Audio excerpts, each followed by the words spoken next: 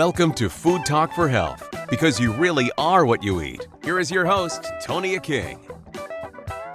Joining me today is Hannah McKitrick, a culinary expert at My Intuitive Health. How are you today, Hannah? I'm doing well. How are you? Good. So tell me, what is My Intuitive Health? Yeah, so it is my business that I created to help people have more fun in the kitchen, cooking, healing meals that are also crave-worthy, and to just lighten their spirits a bit and get more playful and not take everything so seriously. So I teach virtual mind, body, soul, healthy cooking programs, and also run culinary and wellness retreats in southern Italy to help women connect back into their soul essence. It's interesting. You're specializing in what your press release says, luxurious Italian cooking, but are you Italian? McKitrick doesn't seem like an Italian No, I'm name. Scottish and Irish. So how in the world did you tie into the wonderful Italian cuisine and lifestyle? You know, the Italian lifestyle chose me, I have to say. So basically, when I was 23, I was working full time and I needed something else. I had reached as far as I was going to reach in that career, and I was like, I need something else. So I was researching culinary schools in Europe because that was just one of my greatest passions. And I was between Italy and France, and I ended up choosing Italy because of the way that they approach food, which is simple ingredients prepared well and prepared with love. And they don't focus so much on the rules and the nitty-gritty. And it's like everyone makes up their own rules, which I appreciate. And it's really just honoring the integrity of the ingredients, which resonates with me and my philosophy with food, especially through my own journey with healing my own gut. And so that's why I really like the Italian food and also the Italian lifestyle. I mean, life is just better in Italy, let's be honest. Listen, I'm a pure-blooded Italian. I grew up with that way of life. Believe me, I get it. Okay, you get it. Yeah. And it's exciting, and I get very excited to chat with other people that also are like-minded and feel that way. So Yeah. I'm curious about your program. Tell us a little bit more about it in detail. Yeah, so it's a 9-week program called Cook Well, and it's really aimed at giving people an entire shift in the kitchen with food and with themselves. So I combine energy with cooking to and create an experience where people get to step in and rewrite their story. So a lot of people have a lot of drama around food, rightfully so, because of the society that we live in. It's like, what do I believe? What do I eat? And what the hell do I make for dinner? Right. Right. And so I try to make that a little bit easier for people. And the way the program is designed is there's 2 group coaching calls, and then the rest are actual virtual cooking classes. So people get the recipe, they get the shopping list, and then we show up all with the ingredients, and I lead this class step by step together with people, and we cook along. And it's both so that they can get more creative in the kitchen, learn things they might not have use ingredients they might not have used otherwise, but it's also a chance for them to get out of their heads and into their bodies and what they're doing and kind of just relax into it. It's like going to a personal trainer, right? Like you don't have to think about what you're going to work out or how you're going to do it. Like you just get to relax into the support and guidance and allow your creativity to flow, because that's really what the art of cooking is all about, and the healingness of it. And my specialty is combining flavor with gut healing food. So what that looks like is a lot of veggie heavy recipes. Like last week we made roasted cauliflower steaks with smoked paprika and curry powder over a bed of farro with crispy chickpeas and a peanut tahini herb sauce. And so it's like the bulk of the meal is a vegetable and it's vegetarian based, but it's so the way we prepare it and the flavors that we bring to it, and let's be honest, the sauce makes it so that like your kids like it, your partners like it, and you actually want to repeat it. And that's actually why it's called My Intuitive Health, is because intuition is just, it becomes effortless. You don't have to think about it. You just want to effortlessly repeat these healthy habits. And so people get a lot of hands-on experience with that in the program through the weekly classes.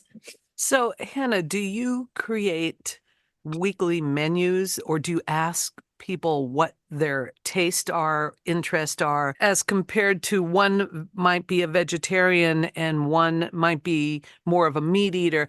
How do you develop the menus for the Yeah. different people? Yeah, that's a really good question. So I do have people fill out an intake form at the beginning of the program with their likes and dislikes, and I'll take that into consideration, and I'll also offer a lot of substitutes. And so if someone's on like a meat heavy diet, um, either we're not going to get along or they're going to learn to like vegetables.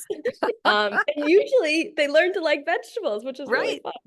fun. Or like some people will like cook some, a little chicken on the side if like their partner's training for like an ultra marathon or something. But for the most part, people think they need a lot more protein than they do, and they think the only way to get protein is in chicken, but that's not true. So there's that. And then the way that I actually create recipes is one of my kind of witchy talents is I can feel the vibrations of food and I can feel the vibration of the group itself. And so I tune into what actually the energy that that group needs that week. And so sometimes it's grounding.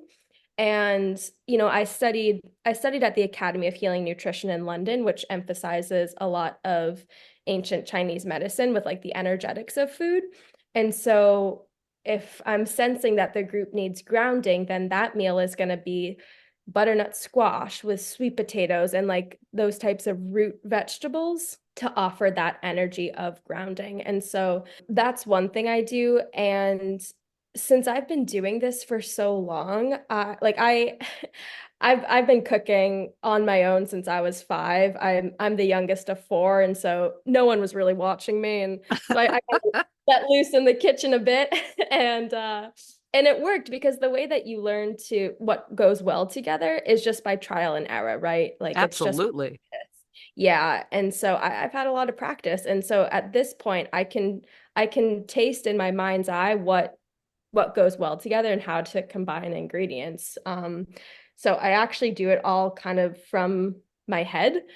I'll get the inspiration. I have hundreds of posts saved on Instagram of recipes, and I think I'm all set, but then the week of, sometimes I'm like, oh wait, no, actually it's not spaghetti squash that I want to make. I think I want to do like a peanut crusted salmon. Like it kind of just comes to me, and it doesn't come as easily to other people, which I think is why they're like, I'm going to work with you to have you be the vessel of that creativity, and just to start, and then they get in the habit of it, and then they too can create their own inspiration in the kitchen. Absolutely. Now, how many people are in one session at a time? I like to keep it to about 10 to 12, so that it can be collaborative, and they can, like, I tell everyone, like, I swear to God, if you guys stay on mute this whole time, I'm going to be bored as hell. So come off mute, ask questions. Like, this is not like first grade class. Like, we can be silly. We can drink wine. Um, and and yeah, so people are like, I think this is done, but like, is it done? And they can show me, or they'll taste something and they're like, ooh, I'm not sure if I like this. And I can usually tell, like, oh, you either need like add salt or add some honey, or maybe it needs some lemon juice from the screen. And so it's nice that people can get kind of that the chef whispering in their ear as they're cooking, and then they can taste how it should taste. I don't want to say how it should taste, but because there's no rules, but they can taste a version that's very, very yummy. Now, everything then is virtual, or Yeah. is it not? Yeah. The programs are virtual. The retreats are in person in Italy. Oh, in Italy, that's right. It's also really important when you think about ingredients for health because food as medicine is Yeah. key. So Yeah. it sounds like you started uh, thinking about that because you mentioned earlier something about gut issues. So is that how you developed your recipes, thinking that way? Exactly. Yes. So all of my recipes are my four kind of philosophies with food and ingredients is the first one is simple nutrition, and I define that by vegetables and whole foods. So one word ingredients. And this really goes back to the longevity diet of whole grains, legumes, nuts, seeds, vegetables, and fruits. And that is what I focus on in my meals. The next component is flavor. So I jack as much flavor into those ingredients as possible. And then from there, my next prong is flexibility. So, I like to have cheese on my salads and stuff like that, even though that's not necessarily one of those five food groups. And I think flexibility is crucial in a sustainable, healthy lifestyle. So, and like on the finales of all the classes, we have a pizza party with homemade pizza dough. And that's not necessarily, like, flour is not one of the gut healing foods. However, it falls into the flexibility category because, we'll serve a side salad with it and still get that vegetable and really nourishing not just the body, but the mind and the spirit. And then from there, it's the energy that you bring to it. And so I focus on bringing high vibe energy to the classes so that people can bring that into their food, because your body can tell the difference if you're shaming the ingredients that you're eating or if you're in love with the food that you're eating. Yeah, you need to have fun also and enjoy what Exactly. you're doing and enjoy the Exactly. What's food the that you're point? creating. It's like being an artist, you know. I get very excited with putting meals together and coming up with ideas as well. Do you also incorporate sweets and desserts into your menu ideas? So I'll tell you this, I sure as hell incorporated into my life after the classes. But here's the thing. I I said I focus on those healing foods when I go to make a meal, and I do. And then I also focus on flexibility. And this is how I live my life. And I think it's really, really easy to make dinner taste like luxurious using all of those ingredients. However, I don't feel the same way about dessert. I think dessert, I kind of am like, if I want to have dessert, I want to have dessert. I don't want it to be like, like any substitute healthy dessert. Like I like a warm chocolate chip cookie made with butter and flour. And Love it. Yeah, I love and it. yeah, and so what I like honestly what I usually do is have like a veggie heavy meal and followed by like a warm chocolate chip cookie, and like that's my intuitive health for you. Oh, no, listen, I am right with you right there. You have this great healthy meal, you feel so good, but then having that nice piece of chocolate cake or something, Yeah. it Yeah, and just like kind you of tops it off, you know? exactly, and you don't need much, and it's like I'd rather someone listen to their body and their craving and their mind instead of like, having the craving for the cookie and then having like a date instead, but then still having the craving for the cookie. So having some crackers and then still having and it's like just have the cookie. Do you think about seasonal cooking? Oh, absolutely. I'm always thinking about seasonality and what's in season. I'm excited because next week is March. And so I told my people, I said, I'm deciding that next week is spring. It's March, so we're using asparagus. Get ready. Um, because I've been using, the root vegetables all winter, and I'm Sure. excited for a little more vibrancy.